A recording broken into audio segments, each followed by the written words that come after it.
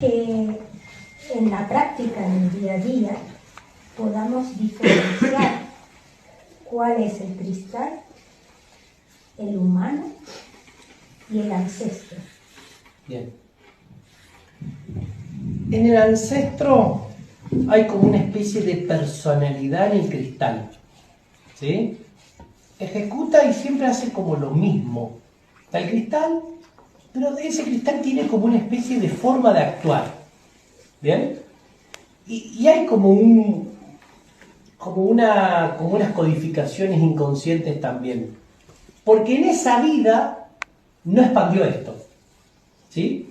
Entonces, si queda una experiencia de no haber sido elegido, por ejemplo, ese ser queda como girando diciendo: puta, no fui elegido, no fui elegido, no fui elegido. Deja el templo en la emocionalidad de no haber sido elegido. El ancestro, ¿sí? El humano también vive no haber sido elegido. Entonces vos decís: ah, bueno, entonces lo que vive el humano en origen, también el cristal en ancestralidad lo vive, ¿sí? Entonces te encontrás con que el humano vive no ser elegido, te encontrás con que el cristal es no ser elegido por una personalidad, y el elevado lo vive eso mismo pero en abundancia. Es el elegido. ¿Se entiende? O sea, el elevado lo vive en abundancia, es un ser que se eligió, ya es elegido el elevado. ¿Bien? Pero para que el niño humano entienda lo que es ser elegido, tiene que vivir no ser elegido. ¿Se entiende? Entonces se vive en escasez desde acá para allá, porque aquel ya es eso. No sé si se entiende la polaridad entre ser el elegido, de ser un ser elevado, y el niño que no es elegido, ¿sí? Y el cristal tampoco fue elegido. Entonces el cristal empieza a vivir, el humano también lo vive, y acá se produce una fusión y queda la esencia del elevado en esta fusión. ¿Se entendió? Queda la esencia del elevado en la fusión, porque tanto el cristal como el humano, los dos tienen no ser elegidos. ¿Y dónde entra el ancestro? El ancestro no fue elegido. Tiene una personalidad de no ser elegido. A ver, te comparto desde mí cómo yo fui detectando la ancestralidad, más allá de saber, por ejemplo, Magdalena ya lo sabía, pero cómo brotaba. Y me voy dando cuenta, obviamente, hay situaciones donde las vivo yo en mi vida cotidiana, esto que dice, ¿no? Por ejemplo, supongamos, no sé, él pone el ejemplo de no ser elegido, ¿no? En mi vida cotidiana, desde mi humana, también sé que lo vivió Magdalena, bueno, y del ancestro, pero en mi vida cotidiana me pasa de encontrarme cómo distingo de que esto viene de ancestralidad. Ahí está. ¿Sí? Ahí me imaginé que apuntaba hacia ahí. ¿Cómo lo fui yo como haciendo?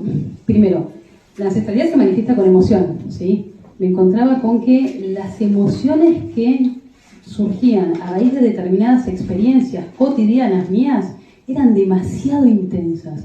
En mi caso, yo comparto desde mí, había como una desproporción entre la emoción o la sensación con la realidad. Como una incoherencia. No sé si incoherencia, porque era coherente, pero era demasiado intenso. Era como mucho, era mucho. O sea, incoherente no era porque había una coherencia justamente, ¿sí? Pero era como demasiado. Muy fuerte. Y algo que esto fue maravilloso, empezar a ver frases que yo me decía inconsciente. Voy a dar el ejemplo de Magdalena. Después lo asocié con Magdalena. Yo después de varias cosas que fui soltando y demás, me venía la sensación después de ese vacío. Todo tiene sabor a poco. Todo tiene sabor a poco. Todo tiene sabor a poco. Y decía, bueno, ok, había vivido un montón de cosas maravillosas en esta vida, ya las había soltado, y dije, bueno, será por eso, estuve con... Bueno, no importa. Digo, y después, cuando empieza a brotar todo esto de Magdalena, fue claro lo que vivió ella al lado de ese ser, de Jesús, y quedó en todas las cosas que quedó codificada Magdalena, que fueron un montón. Sí, una era esa.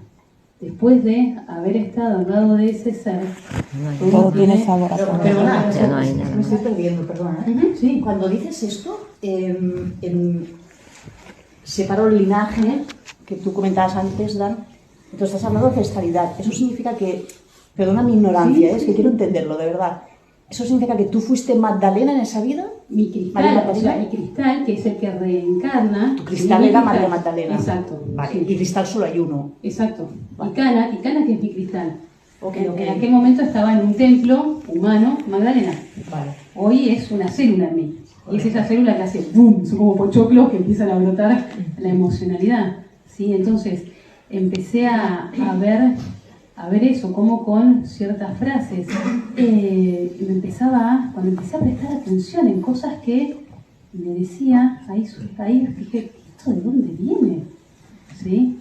Me acuerdo otra ancestralidad, fue las dos que transité y transito. En Magdalena hay una mujer apedreada.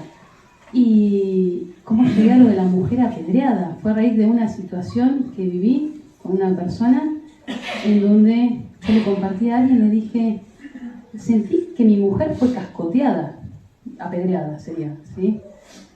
¿Qué? Y lo compartía, ¿no?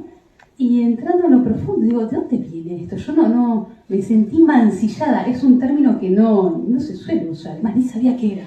Yo decía, no sabía qué era. Y ahí empecé a ir a lo profundo. Y ahí se empezó a abrir la ancestralidad en mí, a raíz de esas frases.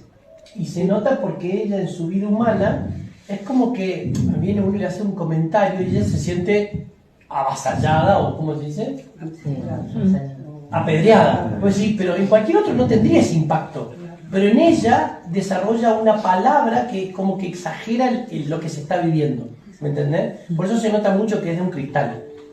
Porque no condice lo que está viviendo con lo... No es que le están tirando piedras. ¿Me entendés? Viene uno y le hace un comentario y le hace otro un comentario. Bueno, al fin y al cabo me siento mancillada. Pues sí, ¿por qué te sentirías así si cualquier otro no lo viviría así? Entonces ahí vos empezás a pulir, ¿no? Y decís, claro, hay un ancestro ahí dando vueltas. En el caso de ella, ¿cómo surgió Magdalena? En el caso de ella, es como que en su experiencia humana viene viviendo un montón de cosas desde la experiencia humana, ¿sí? Después, a ver, creo que Maika te lo dijo o vos se lo dijiste, lo de Magdalena. Maika, a mí. Bueno, Maika se lo dice y él dice, ¡oh! Y empieza a caer toda su vida. Y Magdalena, fíjate vos, que en la humanidad, Magdalena lo relacionan con la energía sexual, de la comunicación del sexo con la expansión del ser, y siempre tiene que ver con algo que es netamente humano. En el caso de ella, es la vida de Magdalena, no de lo sexual. ¿Se entiende lo burdo? Que el humano lo lleva hacia una conexión sexual con Jesús y qué sé yo, y ella lo vive desde la emocionalidad de Magdalena, desde la humana real, como cualquiera de nosotros. Lo que viviría una mujer desde... no estaba en lo sexual, o sea, la ponen en un lugar como que era la diosa Afrodita del momento. Y vos decís, es medio raro eso, decía yo, ¿viste? Y cuando empecé a escuchar la experiencia de ella, digo, claro, tiene más coherencia que sea una mujer normal viviendo una situación donde Jesús no la eligió. Jesús se inmoló en la cruz y dejó un hijo en la panza de Magdalena.